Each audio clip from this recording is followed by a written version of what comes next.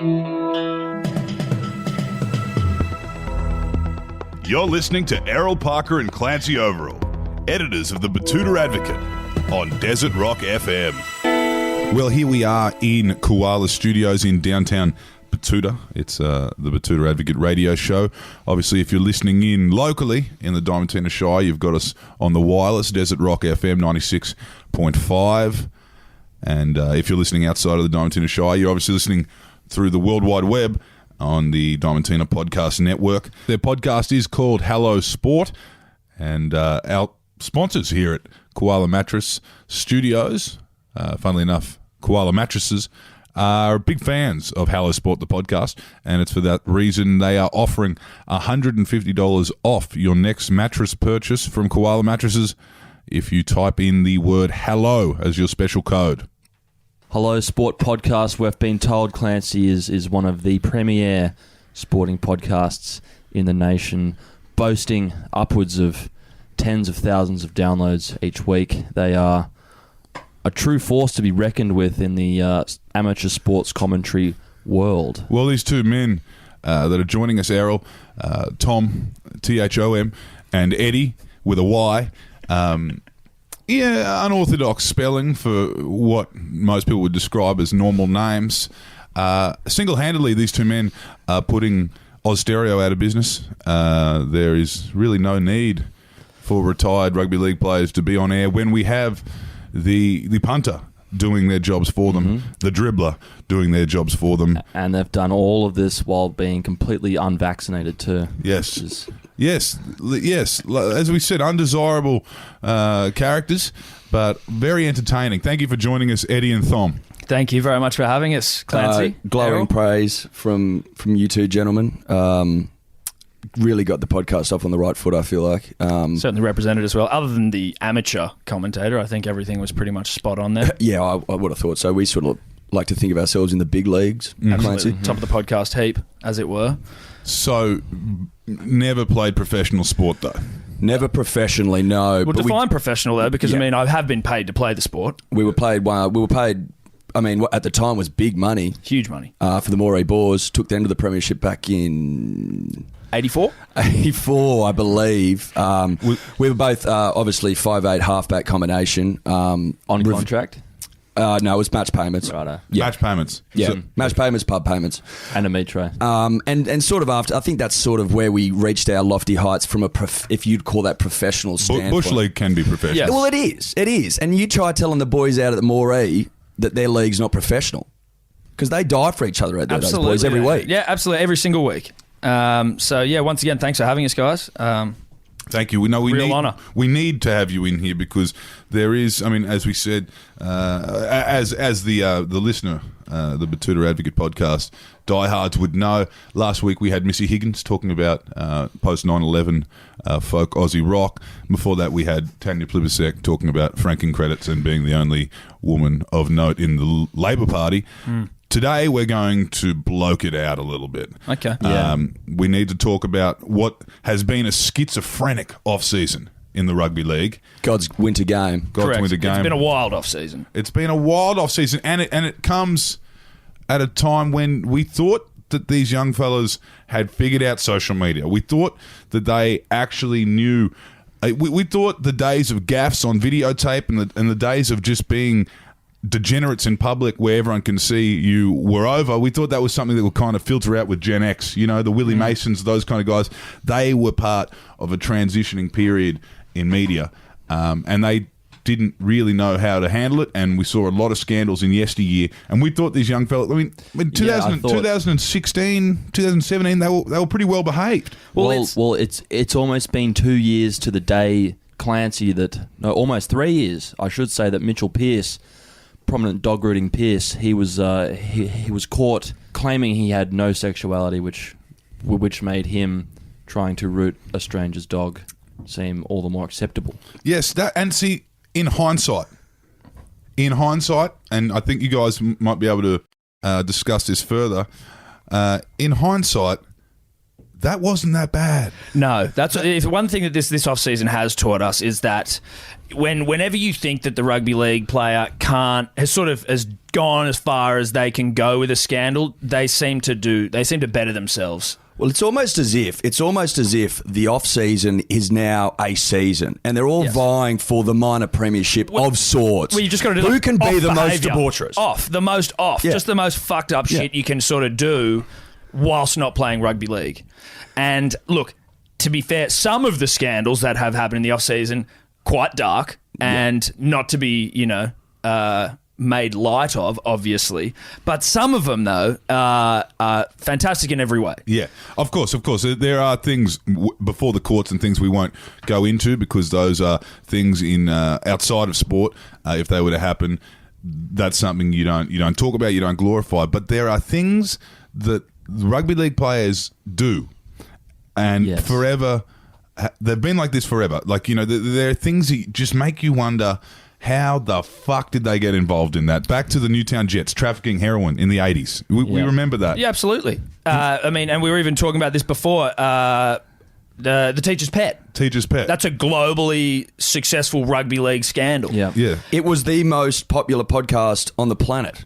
Yeah, it had 27 million downloads. And its roots lie in rugby league. The greatest game of all. Park football even. Those guys played 25 matches, and that is the basis of one of the biggest murder mysteries to ever grace Australia. Yeah, well, look, the rugby league player has a unique ability to create scandal wherever he goes, right? So obviously the scandals in rugby league, we'll get to them in just a moment, but you look at why rugby union's dying in the arse in this country because they don't have any scandals. They don't make the back page.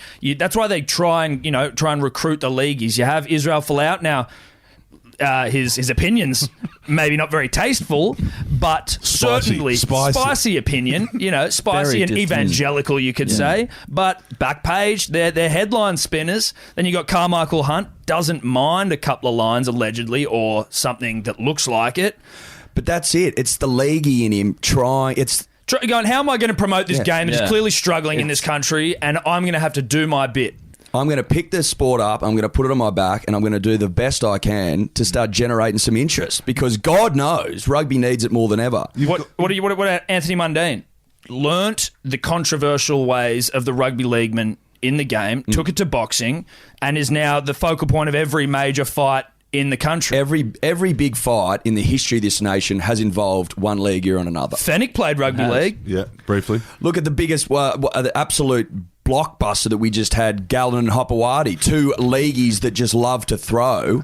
And can throw. Breaking box office records, Tom. Absolutely. Errol and I were at that match. We were provided a ticket by the promotional team, No Limit Boxing, funnily enough made up of ex-league players, George Rose. Now, we thought Hopper died. We were wondering, should we stop filming this on our iPhones because...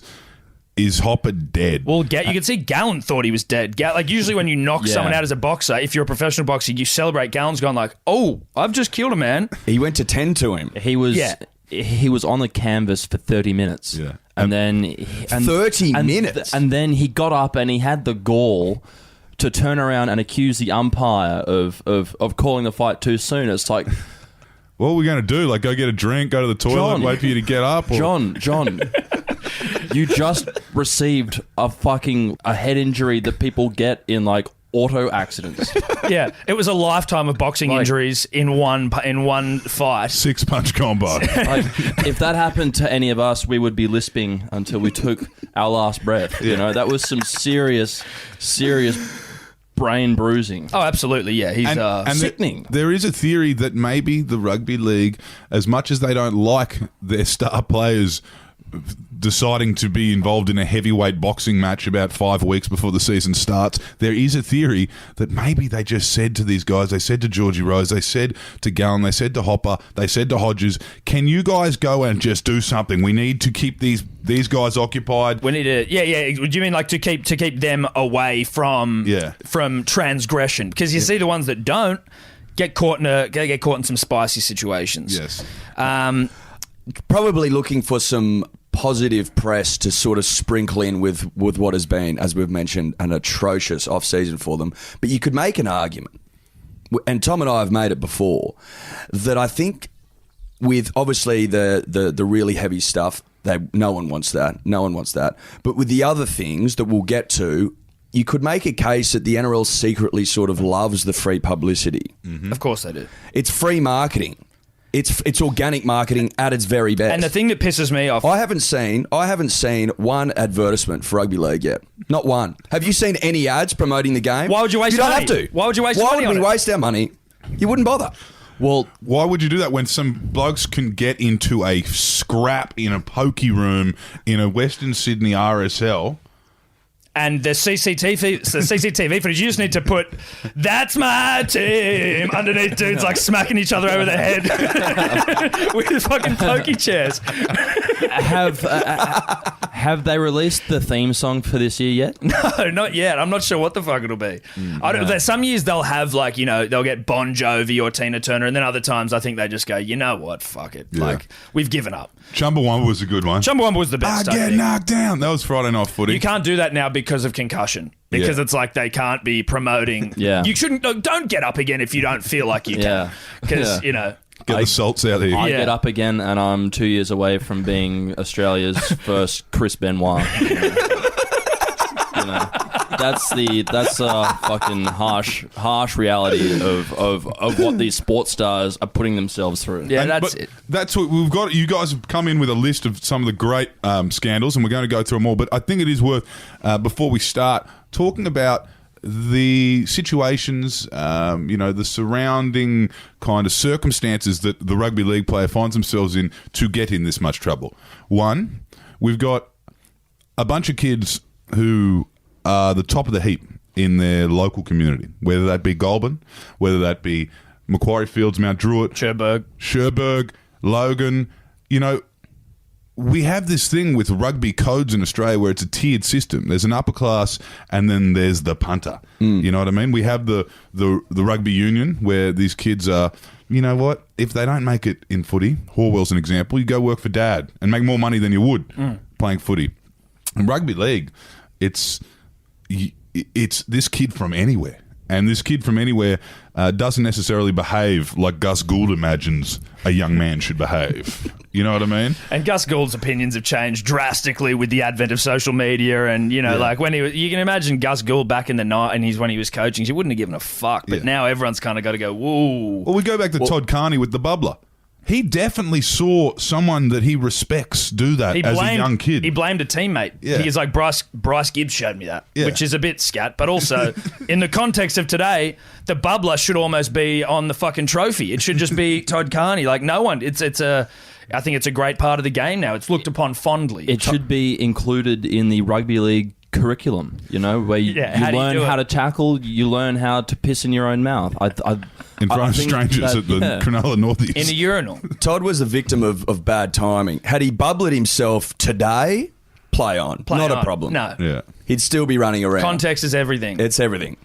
And in this context of this preseason, Bubbler. the bubbler is... Bubbler doesn't rate a mention. It does not even rate. This is the bubbler in this off-season. If the bubble would have happened, this is what it would be.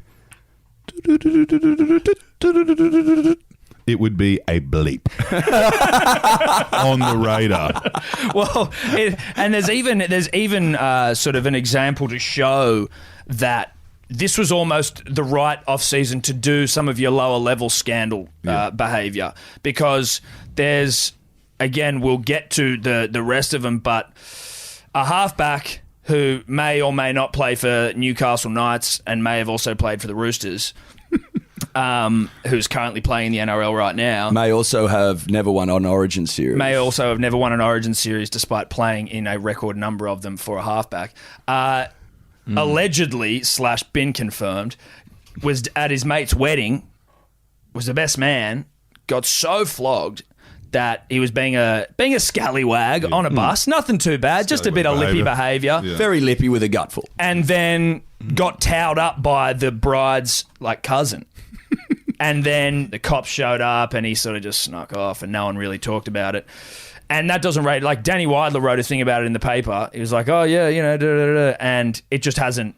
It's gone. No one's even talking about it because Because in the scheme of things, it's just scallywag behaviour. It's We'd scallywag. actually like a little more of that behaviour, if we can be honest. And there is a thing with the scandal the scandals, particularly the ones we're going to talk about today, the best kind of scandal is the one you can imagine yourself being involved in. Correct. Yeah, With enough money and enough free time and enough idiotic mates egging you on, so many of these scandals we could be involved in. Yeah, Absolutely. The absolute best type of NRL scandal is the one where no one else gets hurt except for the leaguey. Yes. Except their own personal pride. Yeah, personal except- pride and maybe the shame upon the family. Yeah. And maybe a slight fine. Yeah. That sort of and the club gets hurt as well. That's Club gets great. a slap on the wrist.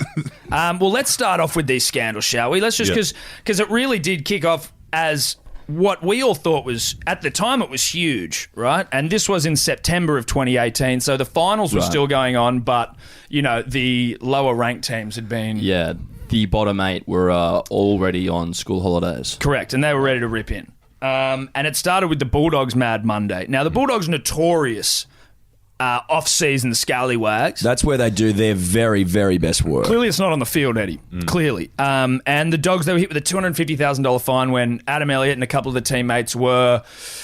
I mean, let's be honest, Daily Telegraph essentially had someone standing on a ladder outside some pub in the city just trying to take photos of them. They were getting nude. They were sticking their dicks in schooner glasses. They were...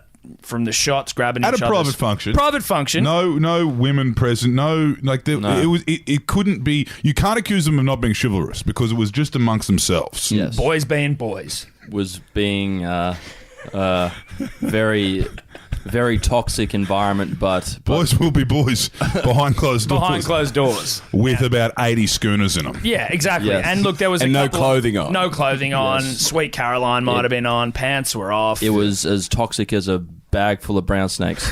It was.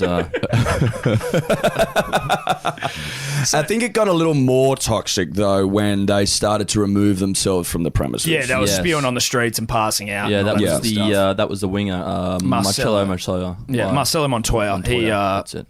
He made a bit of a goose of himself on the street, but again, with the full. That's a blip. It's a blip. It's a blip. It's a blip. Yeah. And the punter was willing to forgive them. Here's the thing. The punter was willing to forgive them, which was very, very, for the start of this list, a good place to start. The Yes. punter was willing to forgive. Everyone was a dog. The media were dogs.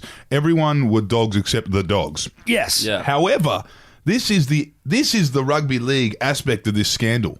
If you're going to have a lock-in and you're going to have a Mad Monday celebration where everyone plans on getting flogged, Coaches as well. coaches as well, and your team's technically from the western suburbs, why in the fuck would you have it in the rocks about a kilometre from every major media outlet in this country? That's the rugby league yeah. question, though. But isn't it? also basically in the CBD on a Monday, Yeah. which is a working day, Which means there's people around. the people. Daily Telegraph The is suits on. looking for you. They're literally looking for Mad Monday scandals. All they have to do is walk to you. Like, Yeah. they didn't even need to Yeah. get an Uber. No. They walk down there with a camera. But mate, as it Pay an intern just to go and sit outside there with a coffee and just take photos on his iPhone. sure you can find some Turkish restaurant that'll have you, lock you in out there in 100%. Canterbury.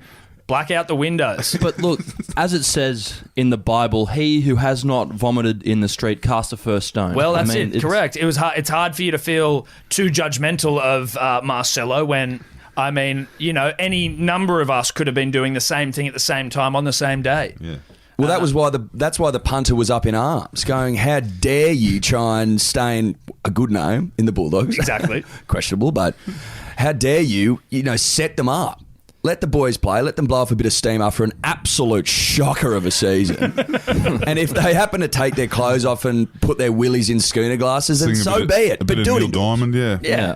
Okay, well, we've got a long list, so let's move on to the next one. Yeah. Look, the next one was Zane Musgrove. Now, Zane has been embroiled in some other sort of spicy shit, which we won't get to, but he's also a lesser-known player, so I don't know that he's just doing the sort of trying to get his name out there a little bit more, but...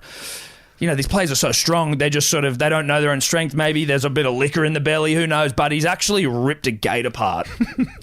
Its hinges. Ripped it off its hinges. Off its hinges. Probably looking for a new contract. Yes. Look how strong Okay. I am. So what's happened here is he's had he's Had an argument with the missus. had an argument with the misso, left the house, de-escalation skills. So Cool. points Yep. for that, and then just towed up someone's fence down the street. Yeah. So, Well- but what type of gate? Didn't like was the it? way it swung. Like, are we talking about like a cyclone one out in the paddock, or are we talking about like a big inner city wrought iron. Yeah. That's what I'm thinking raw iron with like Big. the spikes on the Yeah, top of yeah, it. yeah. Electronic gate. Well, he's been fined $1,100 and paid $500 in compensation. So did they just re-swing? Yeah, that sounds like some gate? serious wrought iron rotting of. That is also though. That's also like a Rex owner man of the match fee. So he doesn't give a fuck about. No, No, but it's- he's also. I mean, I don't know if Zane's getting many of those man of the match. Again, that was a blip. That was That's a that blip, was though. a relative blip, Mate, That's- gates can be fixed. Yeah. You know what Yeah. I mean? Mate, he wouldn't. Mate, if he walked past that much money in the street, it wouldn't be worth his time to pick it Yeah. up. He's a rugby league player. I'm sure that Sterling Mortlock, the great Wallaby, has also done that. But you know, Well, who hasn't damaged some property and that throws The it? AFL have. They just have a better rug. Next scandal. So, well, this is the Parramatta Eels. Tony Williams and Nathan Davis. Tony T-Rex Williams failed a drug test for the second time, and then Nathan Davis failed a drug test. So Tony Williams had his contract terminated because, you fool me once, shame on you. Fool me twice, shame on me. Sorry, Yep. Tony. In the NRL, 3 strikes, and if you have a mental health condition, you don't get tested. No, So- you're all good. That's Yeah. fine. Yeah. that club is just full of hot piss, though. Oh, Man, yeah, like, absolutely. Well, I mean, there's steaming. a couple of years ago, Kenny Edwards had to actually donate some of his, his cool piss to Kaiser Pritchard, whose piss was piping hot, because I don't know what was in there exactly, but they realised that it was Kaiser's. I don't know how they did it. I mean, Turned up exactly the same. Yeah, look, I mean, you don't But that's where they're at, the Eels. look. But also, look, I don't want to. You don't want to blanket all now rugby sharing, league players. they're now sharing urine. Yeah, you don't want to blanket all rugby league players, but they're not necessarily the more scandal prone. Certainly, your Kenny Edwards of the world, not your biggest thinkers. So you can imagine Kenny's probably just pissed in an open space. They've seen it happen. Yeah. And going, Kenny, we know what you're doing here, mate. I've heard now that they actually have to watch the urine come out of the pipe. Yeah. Correct. And they have to be like, nice. That's probably where Kenny got done. Yeah. Standing right next to him. Yeah, And and the guy's gone, I can see your pipe here, Kenny. I don't know. Kenny, what's why are going you on." in here? Why are you in the room? This is a question. Is this an ASADA test? Are they looking for performance enhancing, or is this an in-house? Are you guys on No, the I rack? think it's in-house. You're being a scallywag. Yeah. You've had a couple of bamboo schooners after training. And Yeah, exactly. And then you've got mind you, on the nose, marijuana eh? would be the least of their issues. So. No, I don't think it's so much the pot. I think it's probably more your MDMA and your cocaines of the world. Well, Yes. it's definitely just cocaine Yes. for a lot of them. So Now, the next one we had coming on was Jack Whiten. Now, earlier, was a good one. This was a great one, right? This is great for the game, and it's always good when you get a bit of footage because you can hear about a story, but when you actually get some footage to really crystallise the behaviour, it makes it a lot more enjoyable. so position club. Fullback for the Canberra Raiders. Yep. May play 5'8" this year, but who gives a fuck? So Jack earlier in the year was suspended for 12 games for getting in a couple of stinks on a night out in Back-to-back Canberra. stinks. Well, multiple stinks across the night. Well, 12 matches. 12 match ban is a serious. and that's an in-house ban too. Yeah, that was. But the NRL had to kind of come down, I think, because Canberra were like, "Well, we'll wait and see," and then the NRL's gone, "No." I think the NRL usually makes subtle suggestions as to the length of the suspensions. Yeah. Because if it was up to the clubs, they go, "Oh, how's the game sound, mate?" Yeah. And Todd is, Or we'll bring you on after the half. Yeah. Or how about we just you got give? half a match suspension. How about we just give some of the guys you ran into when you were rolling piss through Canberra a signed jersey and we move on? Exactly. We can brush this one under the carpet. But so Jack, it happened earlier in the year, but during the postseason, this was still in September. So we're still in September here, these scandals. We Yeah. are only at September. The footage was released of Jack and Jack's rampage. Now, it was him just sort of like walking through some nondescript plaza in Canberra, which is already a scary enough scenario. I know just the one. Wearing a chesty tee. Just Chesty down there. tee. You can see that you can Civic. just smell that he's covered in cologne. Well, the police actually described him as heavily intoxicated and stinking of urine. Okay. So, something. He's had a big one. Imagine being drenched Yeah. in urine. I was thinking more polo red, but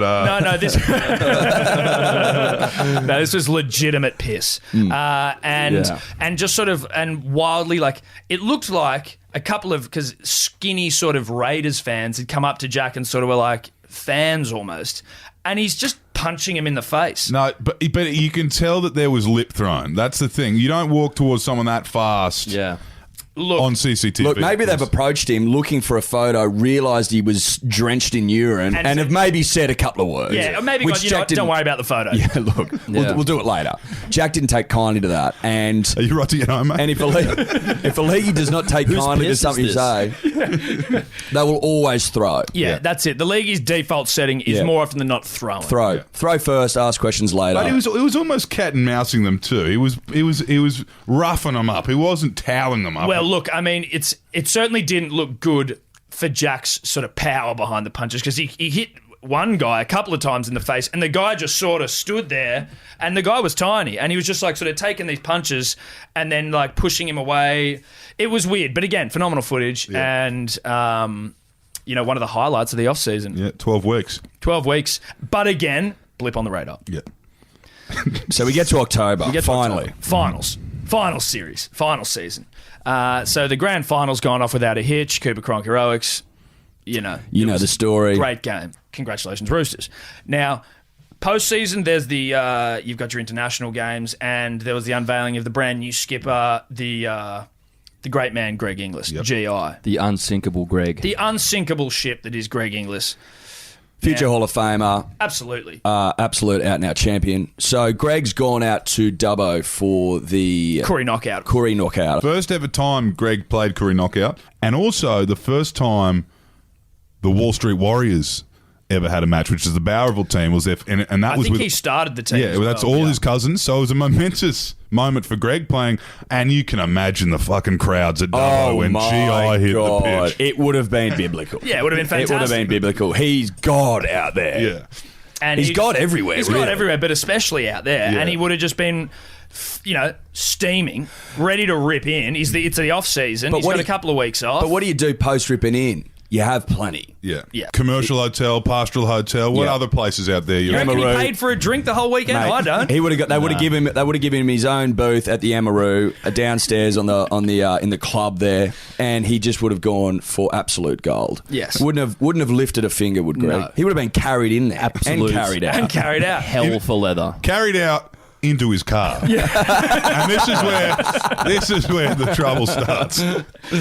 That was unfortunate. Yes. That was unfortunate. Now, Greg said that he woke up dusty like we all have, and he was just sort of, you know, all right, time to go. Not enough food in the belly. Not enough food in the belly. We've all been there. Didn't realise probably how much he'd put away. Again, a mistake that we all make, Yeah. and has unfortunately been pulled over. Now, he Lift did up. say that he stopped. He was like, mate, I haven't. He stopped drinking at some point. You know, like not too late the night before, but he was still like significantly over the limit. Yeah. But I believe he was pulled over quite late in the afternoon. Yeah. Yeah. And in the, speeding. That's the problem. He wasn't just Well, he got pulled over because he was speeding. Do the regulation breathalyzer, and Greg's had a big night. And you reckon that cop who's sitting there in Lithgow, who just every other person he pulls over is some toothless prison guard. He's got GI in front of him. This is Could you imagine That's a little walking bit Greg rough, Inglis Clancy. into the Lithgow police station? Mate, Putting you let in a him holding go cell? there, don't you? What happened to discretionary powers? Well, it would have of hurt the police cop. force? It would have hurt the cop more than anyone. It's like, oh, well, this is mandatory that I give you this breathalyzer, Greg. God damn it! Yeah, that was know what I probably mean? the saddest in the sense of being like, I'm not mad at you, Greg, but it's just disappointing. We really didn't need this. You're the new captain of the He country. was probably a Bunnies fan, knowing his Yeah. luck. That poor cop. You know what I mean? Yeah, he would have. Yeah, he's probably got posters of him on the wall. And out this is why- there, funny you should say that. There's a lot of houses with the biggest South Sydney flags out the front you've ever right. seen. Like the ones Yeah. on the top of the Parliament House, that big. They just love their bunnies out there. Really? So, oh yeah, massively. So it would have killed him to book Greg. Oh, absolutely killed him. Absolutely killed him. But Pleaded guilty, escaped conviction, apologised. Well, Todd Greenberg came in and Yeah. said, Greg's a good bloke. Blip on the radar. Blip. Oh, absolute blip on the radar. Now, the other one is not a blip on the radar, but we will pass through it. Of course, a controversial Eels player who tried his luck in the States and turns out to be just a degenerate, and it's before the court, so we'll swerve that one. We'll also swerve the next one, which was Zane Musgrove, gate assaulter. Maybe assault's not the right word. The Gate gateman. damager. And Liam Coleman, Rabbitohs and Panthers. We'll leave that one Yep. before the courts. These aren't funny. These aren't to be glorified. No. If you'd like more information, then you'll have to do your own research. Do your own research, Yeah. please. Okay. But we're into December now, guys. December. Yeah. We're still in 2018. Yeah. This haven't even hit the new year yet. And this is actually one of my favourites, personal favourite of mine. Knights front rower Jacob Saifidi, one of the Saifidi twins, got in a scrap, obviously. We've established that leagueies love to throw. Yep. And preferably with other leagueies. Well, that's always the best. You're always going to get the best scrap with another leaguey. Yeah. Because, you see the Whiten one and he just starts punching some kid in the face. You need a leaguey who's going to scrap back. But as we learnt with that prominent Newcastle halfback, I think the moment when the leaguey usually meets their match is when they meet a peripheral friend of another leaguey who maybe didn't play professional football because they were too unrefined, but have always been in the mix and probably arguably just as tough as and tougher, energetic as a because they leaguey. didn't get there, but they're still toiling away and for Wenties or whatever. They're still getting Wyongroos getting absolutely belted, but they're never going to make it. So they're usually probably tougher because it's like, what are you even Way doing tougher. this for? Like, why are you even playing? Hardened by life itself. Exactly. Yeah. So, and that is kind of what's happened here. So Jacob Saifidi's got in a scrap with the brother of Boyd Cordner, Dane Cordner. Dane The Cordner. oft-forgotten second Cordner brother. Yeah. But just Forgotten as no big. longer. Well, just as big, but also, as we said, hardened by life. He's probably as hard because his brother's made it. He hasn't. And he doesn't need to behave for the cameras. He doesn't give a fuck. Yeah, let's remember that. He has no brand to protect. No. So Saifidi was left unconscious and with a broken leg. I don't know how you break a leg. What happened? Well, Tom, some context, please. Look, they were outside of a Newcastle establishment. Yes. And that's sort of where it's left because there's, I feel like it's one of those ones that they've gone, oh, we don't really want to go into this here, but I don't know how you break someone's leg and also knock them out. Yeah. But It it's impressive. sounds like... It sounds like he's broken the leg first and then finished the job. Yeah. So he's not like he's kicked him in the leg. Yeah, it sounds a bit like a leg sweep, and Some sort of a UFC move. and then like he's had his legs taken out, and then his head has just bounced off the concrete like a fucking squash ball, and Well, He's- either way, he's received an absolute hiding. Like, that's... When you hear those kind of... Like, if that's what the cops are saying, he had a broken leg and was not conscious... Dane Cordner, you are a bad man. and Jacob, and- you've picked the wrong bloke. You've picked the wrong bloke. But also, not a Cordner, do you and wanna- certainly not to Dane. add insult to injury. Safidi was cleared by police of any wrongdoing, but still fined $50,000. yeah, Just For being lippy. for being involved. And also For being lippy. for getting that towed up. Like no one should break a leg. That is a hangover from hell, isn't it? I mean, Big time. You've woken up, you're having conversations with an orthopedic surgeon, and then your boss comes in and says, hands you a fine. I'm taking 50 out of your bank account right now. Thank you, Daniel. Now the next two are to be swerved, but next scandal. Love this one as well. This is another Newcastle Knight in Tautau Moga. Charged with common assault because he slapped a taxi driver in the face. Now, Again, there's probably a video of that, and I think we look forward to that Yeah. being released. Yes. I look forward to Julian Assange getting his hands on that piece of.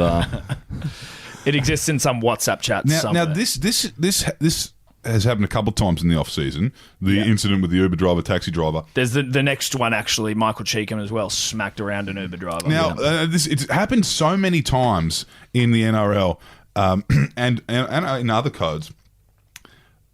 It makes me think that the punter and the dribbler in their purest form is driving a cab or a taxi or an Uber, and I reckon they bait these guys. It has to be like that. The punter and the dribbler are lippy bastards. Yeah. Like, let's be honest. Particularly the dribbler. Well, the dribbler. It's more the dribbler. The punter is more of your sports fan. Fanboys more. Fanboys. He wants Yeah. a photo. The dribbler is the guy who... I literally have a friend who is a dribbler who was at the Red Hot Chili Peppers the other night, and him and his mate were jumping in a cab to leave. then Mitchell Moses and Luke Brooks somehow squeeze in front of him and take the cab. And he waits until the cab is like maybe 40 metres away from him before he starts abusing the two. You know what I mean? It's the one where you... Well, what did he say? Yeah. He goes, that's going to be the only thing you fucking win this year, Moses. Win the cab. Yeah. I mean, dribbler, right? Dribbler. That is your quintessential dribbler. Yeah. And league players are exposed to these people, and it wouldn't surprise me if it happens in these cabs. Like Moga, what's the bet this taxi driver is just a degenerate Manly fan who has just gone and said something like so rank about the Knights, just so rank about this, like just berated him and his self-worth. Like, you're a fucking spoon person in a spoon team in a spoon town, you know? Yeah. Your team sucks. Wayne couldn't even fix you. Now, you know, Nathan Tinkler bought you and you went broke, and what are you doing playing there? You must be shit at footy. Yeah, you're shit. Now, also, if I can play devil's advocate, Tao might have had a skinful and was maybe a little upset about the guy going the wrong direction, didn't think it was the quickest route home. Wasn't happy with the fare. And slapped the shit out of this cabbie. In which case... Oh, you'll be charging me a fee for using my debit card? No, you won't. Chicam, similar situation. Club position? He's like a back rower for the Tigers. He's a bit of a journeyman. Charged with taxi driver incident. Yeah. Rideshare driver in fact. Uber, I believe. So much more accountable in the Uber. Yes. Yeah. People know where he is, and the Uber driver, we know it was you. done like a dinner. Through the window, actually. So that might have been afterwards. Yeah, so I'm assuming either dropped off. It's obviously before or after the fair. Yeah. Unless he has reached outside of his window and then through to the front seat. But that just doesn't seem like that'd be a logical way to do it. Okay. Now, Dylan Napa. Big Papi Napa. This is the one that this became a household scandal. This is the biggest story of the off season from a jovial sense. Okay, so From a media generator as well, I think. club position, because it's changed of late. Yeah, he was the front row of the Roosters, won the grand final. The Sydney Eastern Suburbs Roosters. He's also an Origin. Plays Origin for Queensland. And left the Roosters at the end of last year and signed with the Bulldogs on big dollars. Big bickies. And unfortunately for Dylan, he is sort of the cautionary tale of what I imagine is something that happens all the time in rugby league. And he had a sex tape leak of him and a young lady being filmed by a teammate.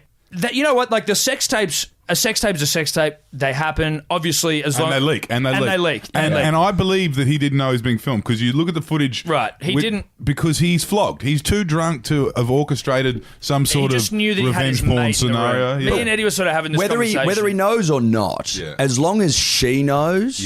It's play on. It's fine. But see, the sex tape itself, right? A sex tape leaks. There have been many players and famous people that have had sex tapes leak, and there will continue to be. You know what I mean?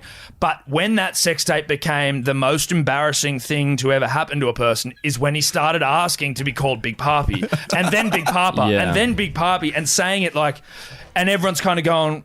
What? But then you thought maybe this was a one-off for Big Papi. No, not a one-off. No. There's another video out there where he's getting gobbed off in the back of a car with a zinger burger in hand. Whilst he's got a zinger, but again reverts to the Big Papi scenario, which was a little difficult for her to vocalise given the situation. Yeah. Napa is pursuing legal action. No one knows what to fucking do about this. Yeah, see, right? So, because this is the thing that's happened. It's leaked from a WhatsApp group of all these guys sending each other them doing sort of, just being like sickos, really. Like, Well, the interesting thing about the WhatsApp group is it only appears to be Dylan Napa getting leaked. Now, I think if we were going to have a wild guess, you can imagine that there is a lot of controversial footage in that WhatsApp group of a variety of people. Yes. And they only seem to be leaking Napa, which is where we got all the rumours started to circulate that he was being blackmailed. People thought it was Paul Carter. People thought it was... there's been a bunch of people named who are sort of like for disgruntled former teammates. Yes. Is sort of how they described it. That was one of a wave. Of course, there was the big puppy videos. There was a couple others of people just getting blowjobs or being drunk and playing games. Yeah, look, some of them, there were actually some phantom vids that went around. Yeah. And there were ones where it was like, there was the one where it was like, oh, there's some leagueies sniffing coke off each other's pipes. Doodles, yeah. Yeah, off their doodles. And upon viewing the videos, it was abundantly clear that they were no rugby league players. They were just guys pretending to be this rumour they'd heard. Look, okay, to be honest, it was the rumour was that it was Mitchell Pearce sniffing coke of Napa's hog. Now, we'd seen Napa's hog in the first video, so there was no way that this was Napa's piece. No. Secondly, Mitchell Pearce adorned with tattoos, none in this, and these guys were just like weedy dudes. So they were actually just nobody guys who have sort of achieved some sort of embarrassing viral notoriety from sniffing. But such was the punter and the dribbler's thirst for more videos. They chose to believe it, even in the face of overwhelming evidence that this was just a couple of absolute dribblers from the western suburbs getting into a bit of late night debauchery. Yeah. Now, but that's the best thing about these scandals is the peanut gallery takes hold. Everyone who was aware of these videos by day 5 of the leaks was convinced it was Paul Carter because someone said it was. Yeah. You know? And like one message gets sent around to everyone. Geez, he's a pretty grubby sort of bloke. Like, who's capable of this? Paul Carter's got form. That works out. That makes sense. It's him. It's Paul Carter. And then Paul Carter's like, look, I know I'm a piece of shit, but I didn't do this. And then Napa's like, no, it wasn't Paul. Don't worry. Okay, next one. There's this one I've been looking forward to talking about for this entire show. This is our personal favourite. This is the best of the off season. So the entire Cronulla Sharks club banned from the Cronulla Sailing Club. So that's from top to bottom, every grade. Everyone Stuff? gone. Yes. Staff. If you the will, club. it's the club. That's the club. the gaming room attendant to the fucking physiotherapist. You're gone. What the fuck did they do? Oh, to be a fly on the wall Mate. of that bougie fucking club. So My God. it was multiple fights breaking out. Now, we can only assume, because it's the entire club, that these multiple fights most likely weren't even related to each other. It's just that their leagueies and their liquor in the belly, steaming on, I think it was in like December, it might have been around New Year's, a bit of the Christmas time, bit of festive spirit, a lot of free time on their hands, And it was just pre-season, like slow. multiple punch-ons Yeah. in the sailing club. Again, unfortunately, no footage. Across all grades, I believe. Yeah. So even the young boys, obviously trying to take a leaf out of the older boys' book, trying to get into some work, trying to prove a point. What the? Get it together. Yeah, get it together, boys. Get it together. This is one thing that boggles my mind, boys, is that the Sharks have a purpose-built stadium, clubhouse, which is off the road. You can close the gate. You've got nice, big, high trees and ferns there down there at Shark Park. Just have it in the club. Have it in the club, far from prying eyes. Yeah, but there's no fun garbage in that. bags on the windows. There's no fun in that. You know, they've got to be out and amongst the civilians. Mm-hmm. And this is a interesting thing about the rugby league player.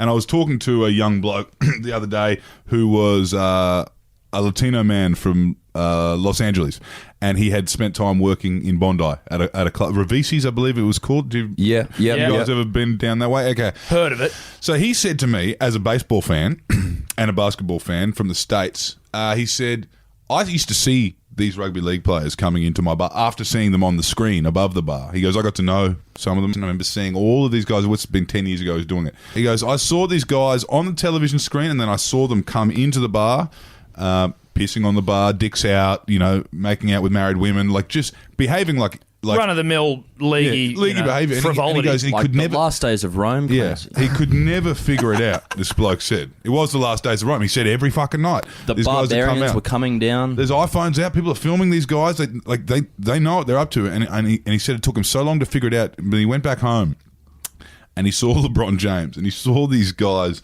who are characters in American sport. And he said the difference is that these guys in the States, these guys are getting paid $10 million a season in American sport, baseball, basketball, whatever. And they don't leave the house on that kind of money. You don't. No. Whereas the league player will roll the dice on 300K a year. You know what I mean? And because it's fun, and it's more fun to do it in public. Yes. They also in America get mobbed if they leave the house. Yeah. You know, such is their global appeal. Yeah. Right. Whereas the leaguey can mingle with the punter and the dribbler. You know, And sort of they get might by. get it. They might get heckled here and there, but by and large, the Aussie way is to sort of just give them a nod and then let them carry on. You know, With their so they will leave the scallywag house and and let they them will piss on and the street. You they know, can just go give to them Darwin. a polite man nod, saying that was a great chunder. Yeah, well done. Yeah. Play on. But also, Look after yourself, boys. I feel like also the American athletes, so baller as they are, can just sort of afford to rent out a nightclub and go, Yeah. I'm just going to go here and get buck wild with a couple of my mates Yeah. and some birds. But the drinking as well. The drinking. Not the many culture's people different. drink like Australians. Yeah. Australian rugby league yeah, players. that's it as well. Because you lose a lot of control when you get pissed. And the leaguey, sort of when he's a wild man, drinking as much as they do. But drinking a lot for Australians, so they set the benchmark basically for the rest of the nation. So if you've got that much free time, that much testosterone, a fair bit of cash, like contextually compared to everyone else, there's going to be issues. Yeah. And that's what we've got in Cronulla. Yeah, And they can no longer attend the Cronulla Sailing Club. I know it is inherent in the DNA of most people from this wide land that if you are given any privilege, whether that be, you know, to play professional rugby league or, you know, to have access to a share bike on the street, the average Australian will take the piss out of that privilege until the government has to come in and say you can't have it anymore. I mean, look, guns. there, you know, these big overseas, you know, these overseas mobs, they come in and say, here is a bike that anyone can ride at any time and it'll cost you pennies. What does the average punter do? He takes that bike to the nearest body of water and he throws it in. Yes, the Yarra River. They did a heat map on the Yarra River, and there's something like 5,000 fucking O-bikes in it. Yeah. But how funny is it, though? Yeah, that is funny. And It's funny. if you pay the average Australian kid good at sport from any corner of the country, you give him enough money and enough time and tell him that he is the greatest thing to grace this earth since Peter Brock, then he will take the piss until he gets filmed pissing in his own mouth. Exactly. It's true, and it is more than evident that that sentiment and that inherent, ingrained part of the Australian psyche that you just mentioned, Errol. Jamin Salmon. Yeah, Jamin Salmon. Not really sure of who Jamin is or where he comes from. He's again, he's just like a young kid, sort of on the rise, doing what leagueies do, and he's been done a low range drink driving. But low-range drink driving, Salmon flipped his vehicle after crashing it into 3 parked cars. Low range too. I mean. yeah, I know. Well, maybe he's just a bad driver, Yeah. and then he's had a couple of beers and he's really fucked it up. That was January 17th. Because low that's- range is what, 2 beers? That's in between 3 05 and 08. It'd be like, wouldn't it be like 3 to 5? It's in between. It'll be five beers if you've had a meal, right? A big chicken palmy or something. I think so, but it's in between 05 and 08, and 08 is the legal limit across a lot of America and Europe. So yeah, it's So we put it down to his driving for the Yep. big salmon. But would have had a nice car. He's a young start for the Eels. Probably they're paying him a bit more than most juniors to get there. And he's got a brand new Jeep Patriot, ice white, and he has flipped that motherfucker after crashing into 3 cars. So yes, up there with the O-bike kind of empathy, apathy. Apathy is the word. And then the nice people at Amy or at Allianz said, "You're on your own here, buddy. Sorry, Jamin. You were Jamin Salmon. Fuck One of the me. great rugby league names. Jamin, Jaeman. Now, next one, February 2019, we won't go into, but it happened in Townsville. And of note, Townsville Casino on Australia Day. This is an interesting thing to come from this. And won't talk too much about it, but is this the first rugby league player to ever get in trouble in Townsville, apart from James Taumau when he was playing for... No. JT's been in trouble up there before. JT, Really? yeah, JT But was a naughty trouble? boy. Well, I mean, no, but by league standards and by this off-season, Yeah. no. I But, think- you know, he got done. He fell asleep outside some building But in it was town. I remember it was in the funny section of the Townsville Bulletin. Yeah. The journos were like, ooh, our captain had a big night. But I think it's a bit different. Where I think if the great one did that, then Yeah. I think that he would be He'd be in the same... probably even more held to a higher account, and Yeah. he would. Well, he would be. you know, if you're a great, like, Yeah. let's use the 8th as an example. The 8th gets up to no good from time to time, but people sort of just roll their eyes. Same and with say, Shane Warne. Yeah. Play on. If you know? perform on the field and your like scallywag behaviour is of just a sort of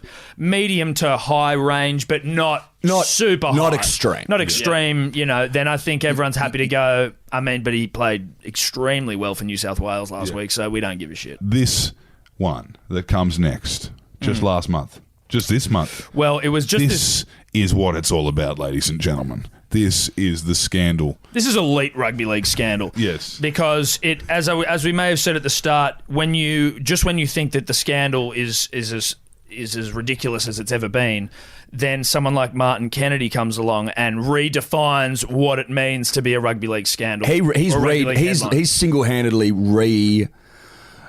redesigned an off-season. Yes. Reprogrammed what is now considered an off-season scandal. So now it's a slightly different one in the sense that he was kicked out of the NRL in 2016 for doping. Performance enhancing. Performance enhancing.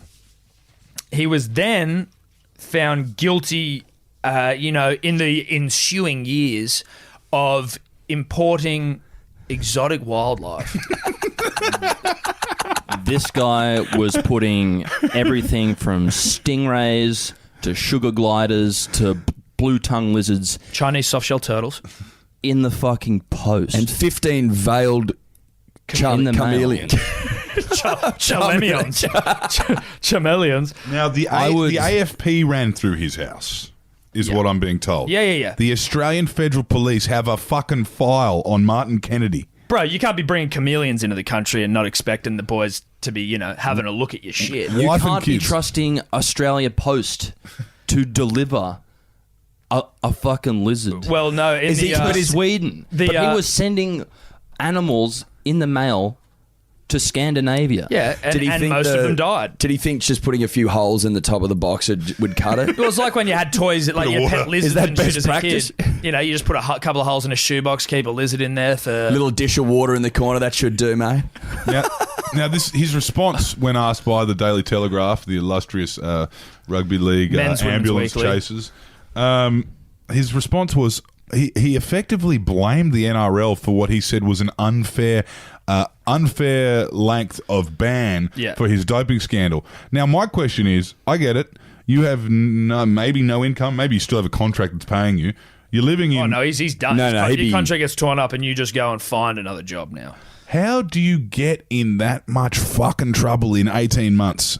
Well, it goes back to March of 2015 because that was the first time he broke the anti-doping. Yeah. So he broke the anti-doping back in 2015. Yeah, and he was suspended for 2 years. 2 years suspension from 2016. Then in between 2016 and 17, I think he then got done for importing highly exotic He got into animals. the illegal exotic animal trade. Yes, and then only recently is he being charged now, or it's before the courts, and he's looking set. He could face him in a 10 years jail. The question is... That's why it's back in the cycle. The question is, how does one find themselves in the exotic animal trade? Yeah, I'm not quite sure. the black market exotic animal trade. I mean, who's he come across that has let Martin know that there's tremendous money to be made in sugar gliders?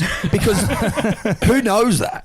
Dead said, mate. It would have been like an Isogenics or a fucking, it would have been like a pyramid scheme. Yeah. Someone hits him up his inbox on Facebook going telling like, you. dude, do you want to make heaps of money? But if us four could work the phones all afternoon, do you think we'd be able to get a sugar glider? Yes.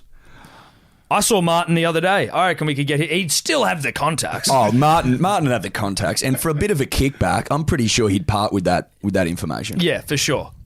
Now, guys, there's still how many weeks?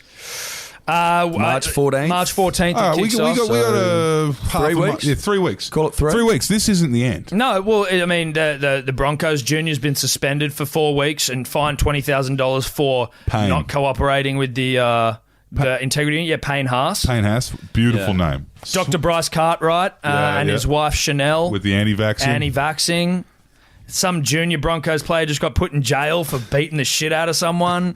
Oh, it's the greatest game of all. It's the If you're down to the very last dollar, you put it on there being another scandal before this off-season is out. 100%. Because that is money for Jan. Yeah. And the thing that I find hard to get my head around is the vocal rugby league fan who's like, you know what, I'm not watching this game anymore, man. I'm sick of these scandals and the game. I'm no longer a fan. It's I'm done, mate. I've never been more excited to watch a fucking game of rugby league. And I so cannot are you. Wait. And so are you. When that so are Thursday you. night game kicks off, March 14th, whatever it is, you'll be glued to the telly like the rest of us. Yeah. And you can thank the litany of You can thank Big off-season Papa. dramas. Puppy now. Think of that first hit he's going to put on. He's so frustrated. Everyone's seen him laying pipe. He's going to be called Big Puppy until the day he keels over and dies. Correct. Every scrum, every tackle, every fucking encounter with a punter in the street. Every time he orders a Parmigiana from the fucking The receipt's going to be on there. from the East's League club in 2069, he'll be called Big Puppy by the cashier. And you know what? He's going to take that all out. Think of that first hit. Oh, he's going to go nuts. But Yeah. I also think you should probably embrace Big Papi. Like, Hopewadi's embraced the fact that he used to try and, poke men's asses. Now, it's the greatest game of all. You guys have a podcast. If you want to hear more of this absolute dribble, this unwavering... Unqualified. What is the fucking... What is your slogan? Unqualified opinion and unwavering bias. That is- it's been a long podcast. It's been super long. That is Hello Sport, and they are streaming every week. Every week at Hello Sport Podcast on Instagram. Like, subscribe, 5 stars. Whatever the hell else. Find us wherever you get your podcast. Yeah. Find us where you get this podcast. Yeah. The Hello Sport Podcast. Thank you for coming in, gentlemen. Thanks for having us. It's been an absolute pleasure, gentlemen. Always good to catch up. Until next time.